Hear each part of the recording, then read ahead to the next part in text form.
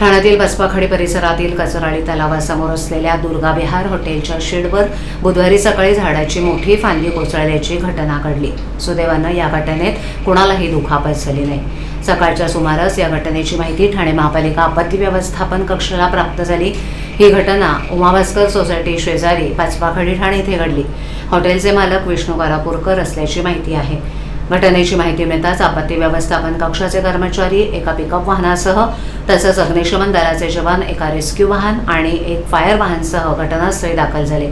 अग्निशमन दल आणि आपत्ती व्यवस्थापन कक्षाच्या कर्मचाऱ्यांनी हॉटेलच्या शेडवर पडलेली झाडाची मोठी फांदी कापून हटवण्याचं काम हाती घेतलं। या घटनेमुळे परिसरात काही काळ नागरिकांची गर्दी झाली होती, मात्र कोणतीही जीवितहानी अथवा दुखापत झाली नसल्यानं मोठा अनर्थ टळला। ठाण्यातील सरई परिसरात न्यू शर्मा डेअरी फार्मजवळ बुधवारी पहाटे रस्त्यालगत उभ्या असलेल्या 2 चारचाकी वाहनांवर झाड कोसळल्याची घटना घडली आहे। सुदैवानं या घटनेत कुणालाही दुखापत झाली नाही। सकाळच्या सुमारास या घटनेची माहिती ठाणे महापालिका आपत्ती व्यवस्थापन कक्षाला प्राप्त झाली। 2 वाहनांवर हे झाड कोसळलं। वाहन मालकांची ओळख अद्याप समोर आलेली नाही।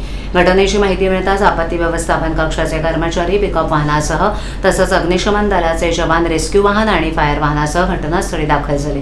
त्यांनी झाड कापून वाहनांवरील अडथळा दूर करण्याचं काम हाती घेतलं। या घटनेत कोणतीही जीवितहानी झाली नसली तरी दोन्ही वाहनांचं नुकसान झाल्याची प्राथमिक माहिती आहे।